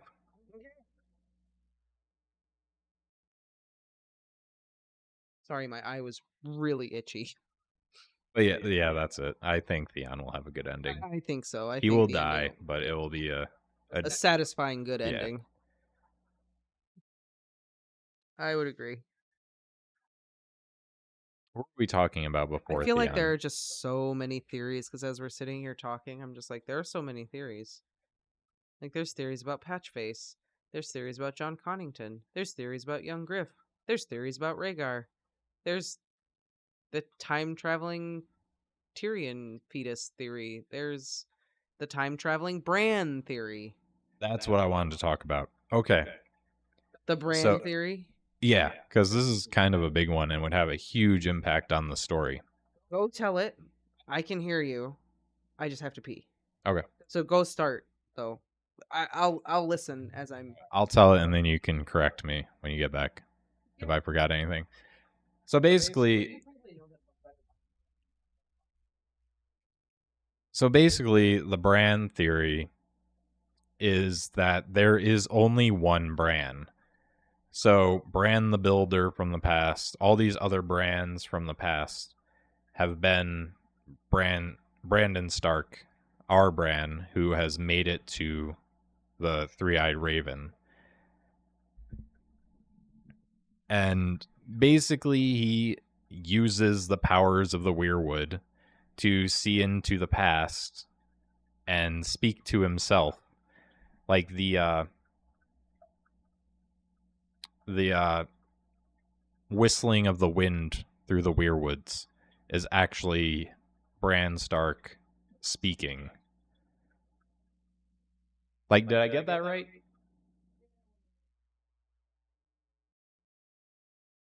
Okay, I'll just wait till you come back.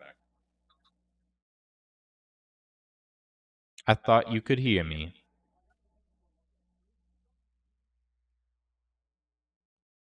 No, like I said, I'll wait till you get back. But I think that's very plausible that there is only one Bran Stark, and this three-eyed raven fellow has just been his reincarnations over and over again, and it's always the same person.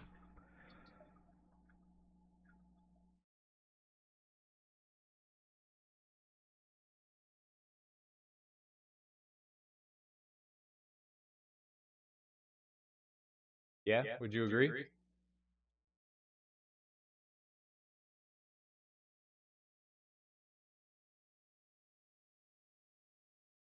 I mean, I like that theory. I think it holds water, but some people don't agree.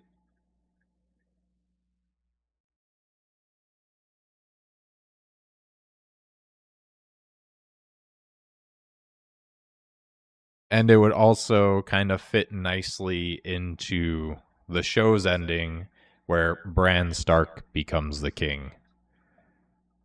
Because then like the children of the forest have retaken Westeros.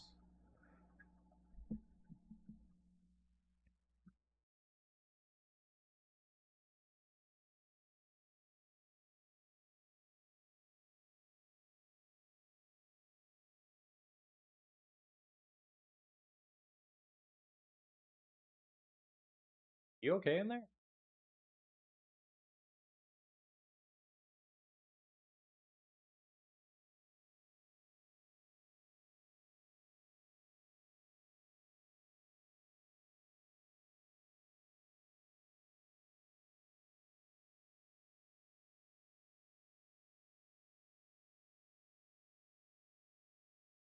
Just tell her, just shove it in her mouth and squeeze. She'll drink it.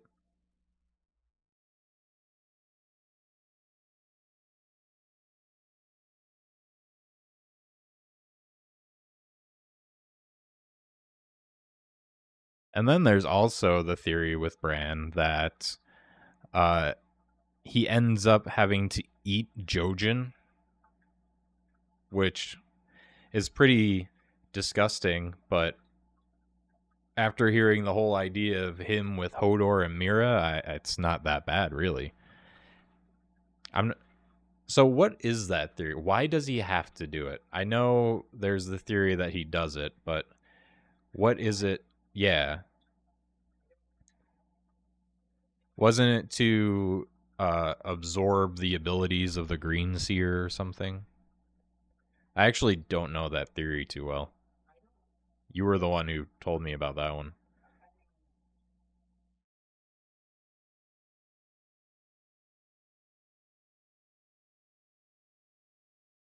All right, well, come back.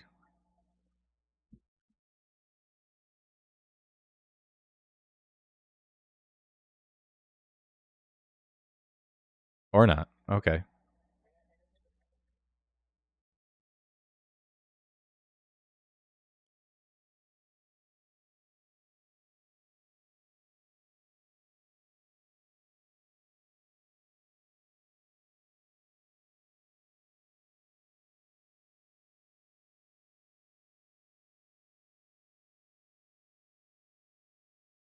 Wait, hold on. The idea is that so in the books, Jojen knows the day and manner in which he dies. And as they're in the cave longer and longer, Jojen grows more sullen and sad and talks about how he wants to go home. Maybe that is because he knows he will be sacrificed um for Bran, right? Yeah. Um Weirwoods people have been sacrificing people to the Weirwoods for centuries. And the whole idea is that they sacrifice the their blood goes into the weirwoods and actually creates like a collective consciousness within the weirwoods, that the weirwoods contain the consciousness of all these people that have been sacrificed and all their knowledge. That's why the sap is red and the leaves are red. Right. Okay. And we have no evidence that the three-eyed crow, who we all know is Bloodraven. I've been calling the three-eyed raven. I've been mixing those up. Is necessarily like a good guy, is working for Bran, or is actually a threat to Bran. Like, there's the idea that the three-eyed crow actually wants to take over Bran's body. So we don't even know if he's a good guy, right?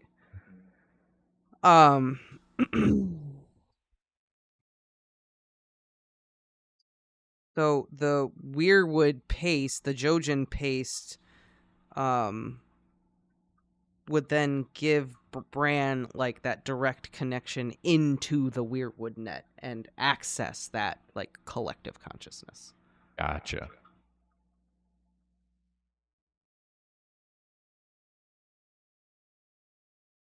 That's it?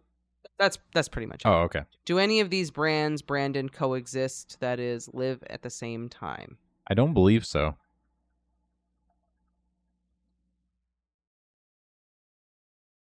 Well, what about Brandon? What about Ned's brother Brandon, who was murdered?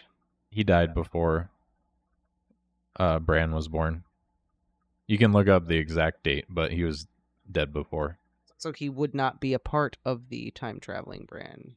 He could be, because he died before Bran was born. So it could be that, just reincarnated again. The next Bran. The next Bran. They're all the same Bran. Are you looking that up? No.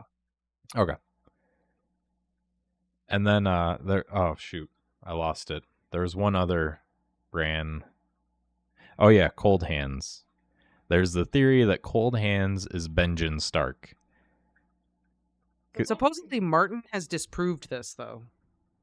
Yeah, because I remember reading something. Like his editor asked him, like, "All right, you gotta tell me, is Cold Hands Benjen Stark?" And he basically just said no. See, I read something where he sent something to his editor, and his editor wrote on the pages, "Is Cold Hands?" Yeah, that's what I'm talking about. And Martin wrote, "No." Cold Hands, which means, where is Benjen Stark? Cold Hands is described as being like old. What if Cold Hands is the Night's King? That could be. Actually, that's pretty good. Yeah.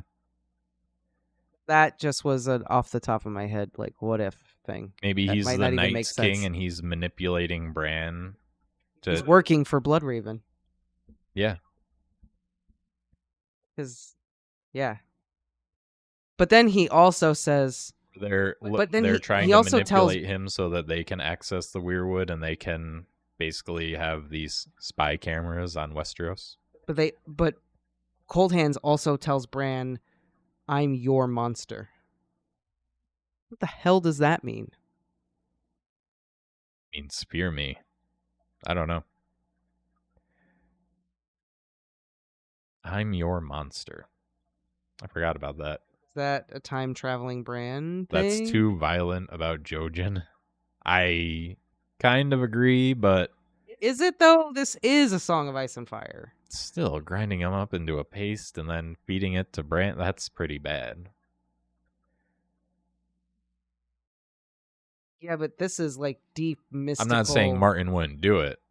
Just saying. It's gross. Kind of plays into the whole deep mysticism, cannibalism, absorbing people's powers. It kind of fits into the narrative of it. It does. I just don't like it.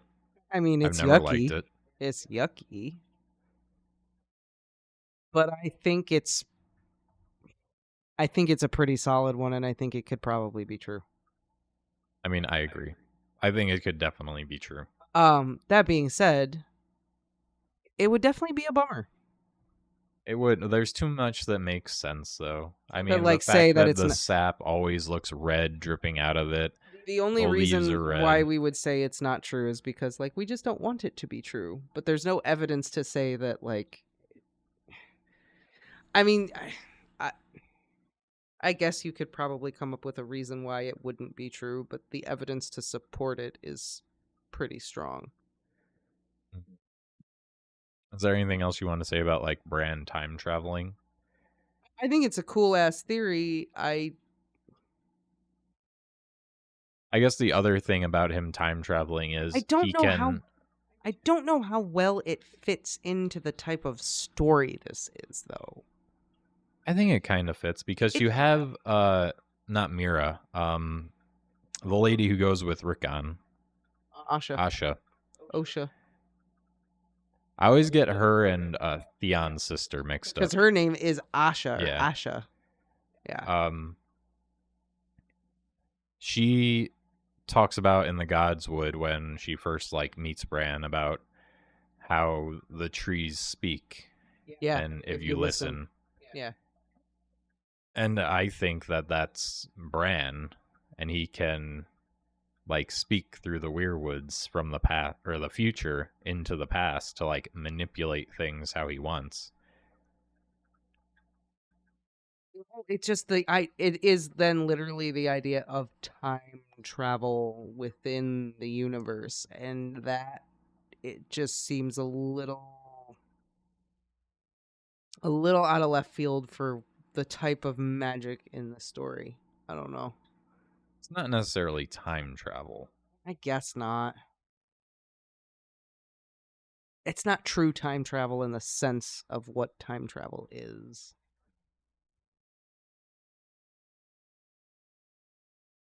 I mean, it's a cool theory. It's definitely cool. I don't know. That's one that I'm like, I mean, if it were true, it wouldn't like break my heart. If it were not true, it would also not break my heart. I'm kind of just there with it. Like, I could see it. Yeah. But I'm not invested in it, I guess. Nah, not really. I think it's a very plausible theory. I think it's very plausible. I'm just not invested in it. That's fair. Like, I don't think it's a shit theory. I think it's a good one. It's a good theory. It's just not.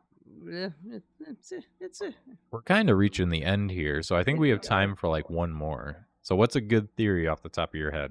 Tywin made the sex tunnel. Oh, Jesus. Okay. Let's end on this one. Tywin built the tunnel from the Red Keep to the brothel that Tyrion uses to meet up with Shay.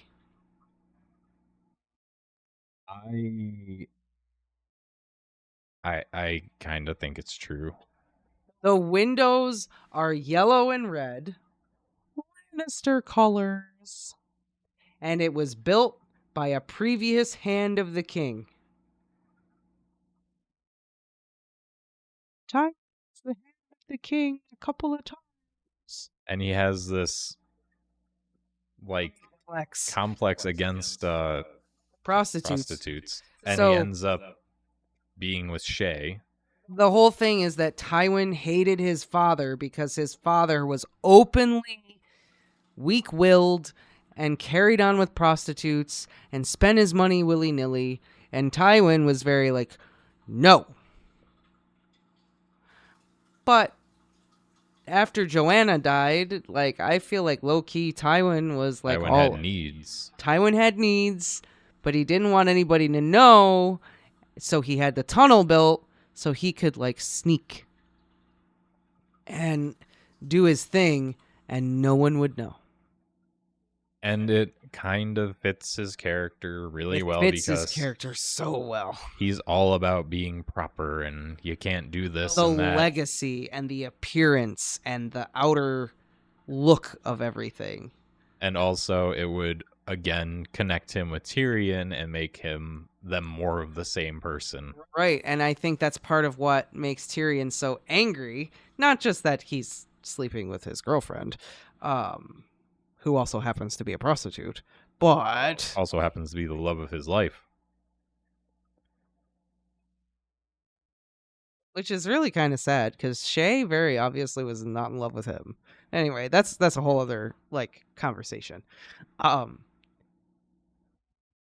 but it is another demonstration of how alike Tyrion and Tywin are, and that's like Tywin like has all of this like built up hatred and self-loathing, and like Tyrion is just like him, and it's like this whole that's why Tywin's one of my favorite characters. Oh my god, so dysfunctional. It's fantastic. But it would make sense that he would build the tunnel to the brothel. It just fits him so well. I want to do the sexy time with the ladies, but I don't want no one to know about it. So I'm going to spend all this money and build this secret elaborate thing so I can do what I want and no one's going to know about it. Like, and then it would just be fitting that Tyrion would then also use it. Carrying on the legacy in a weird way. And only the way that the Lannisters can. It wasn't the Targaryen that had everyone killed?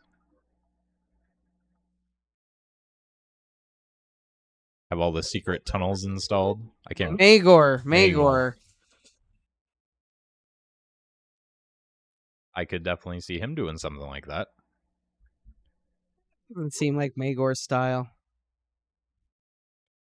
Doesn't House of the Dragon hint at this tunnel being built in their time in the distant past? Maegor had a ton of tunnels installed. It's like it's hard to narrow down just one. Maegor the Cruel had multiple secret passageways and tunnels built within the Red Keep for sneaking and escaping. So I think and all these passages are what Varys uses to like go and sneak and listen to everyone. I think when they bring it up in House of the Dragon, I think it's Daemon talking about Maegor's passageways.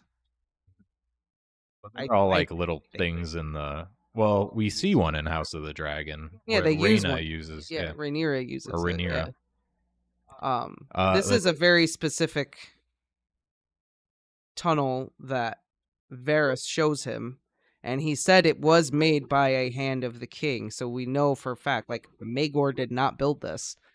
But if Tywin had it built, Varys would know.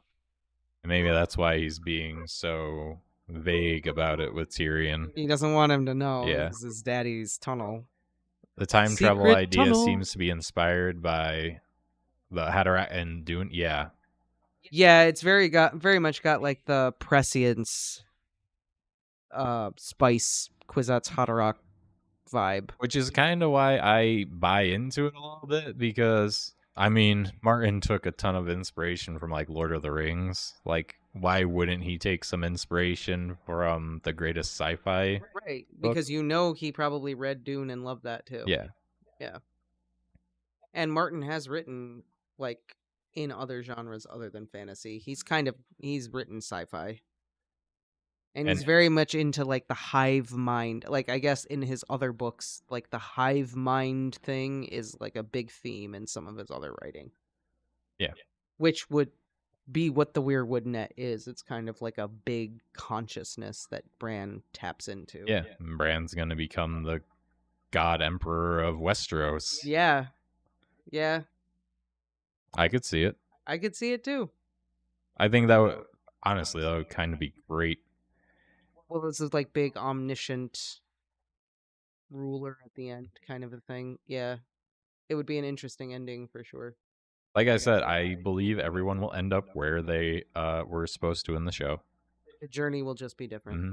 So I think Bran will end up being the God Emperor of Westeros. I do not beyond a doubt think beyond a doubt Bran will end up on the throne. And it will be some kind of crazy omniscient, God Emperor thing, which I am totally okay with. That's badass, man. It's almost like in a way, it's like the Children of the Forest and the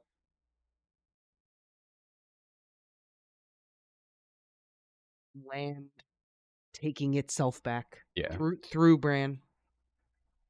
No, 100%. I think that's what's going to happen. He did need a tunnel. He didn't want anyone to know. And let's face it, Tywin is very recognizable. You would know it was him. If he was walking down the street, going to a brothel, everyone would know it was him. Gold and red everything. Gold and red everything, bald, big gold whiskers. Like, how do you not know that's him? Yeah, you don't miss that guy. He also does not dress to be inconspicuous. Oh, he's got to show off. Like, hey, He literally has a crimson suit of armor, for God's sake. He has a jeweled goblet that he sips from. Crimson suit of armor and a gold cloak fastened together with two giant lioness fasteners and a lion's head helmet. The man is not subtle. Lannister's got to show off. Love that about him. Just love that dude. Like, he's like my favorite. I miss him. He was such a great element in the books. Now, I just want to clarify. I love him, but I don't think he's a good guy, and I will not defend his choices. They were bad. They hurt a lot of people. They were not good decisions. I mean, keeping the mountain in your back pocket is not. I mean, it's a good decision in a way, but it's also a very bad decision. Like, I will acknowledge that, but that's part of why I love him. He's just terrible. I don't blame him. I would rather the mountain be my friend than my enemy. That's for sure. That's true. But then you have one of my other favorite characters who's like the total opposite, Stannis. Love that dude. They're like same but different. They look exactly the same, but they don't look the same. Stannis just doesn't have the whiskers. Stannis also just doesn't have the sense of style and flair. He's I also think he's a better military tactician than Tywin. Stannis? Yeah. You think? Yeah. I think they were on par. I think one-on-one, if they had the same resources, Stannis would kick his butt. The difference is you're never going to have the same resources as Tywin. Fair enough. Although Tywin would be more willing to play dirty than Stannis. I think Stannis would, but I still think he could pull it out, even playing the right way. I think he could outsmart him. Maybe. I think he could. That one's a tough one. It is. That's also a different conversation as well. Well, I mean, that's kind of perfect timing to end it. Oh, hey, Dennis, did you talk about Tyrion being a Targaryen? Yeah, we talked about that. Yeah, we did. We got there. Talked about that and a few other theories to how Tyrion may become a dragon rider. Yeah. So I'm dead set he's going to be a dragon rider somehow, one way or another. Okay with it. I just don't want it to be because he's the Mad King's son, because I hate that theory. I don't think there's anything wrong with that. I hate it. But we already talked about this. We don't need to go into more detail. All right. Yeah, we don't need to. Well, unless you had anything else. I mean, there are tons and tons of theories that we didn't even touch on. I mean, we can always do another. Yeah, we can always do another one where we talk about more theories, because we talked about a lot and there are still so many more. Like, we didn't talk about the I feel like if we wanted to talk Tyrion about all of them, we had to start theory. at noon today. Yeah. Maybe we just do another one where we talk about these. Yeah, because there's a ton more. All right. Well, but that being said, thank you everyone for popping in and listening to us talk about Song of Ice and Fire theories. And we'll see you in the next stream. Have a good night. Bye, everybody.